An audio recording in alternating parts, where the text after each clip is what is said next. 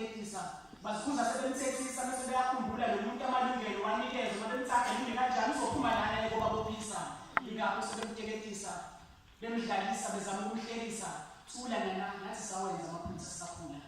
mina ngibonile usizi ingane nayo sinengane lo muntu umncane nalosana 13 akazombeka kanjani emhlanje anganisidalana sisebancane sandisa imlanjwane lengane zikhula zindandana angaphethe masifa sisebancane lezi zinto ezincane esithatha kancane zisikhupha bhekane sife sisebancane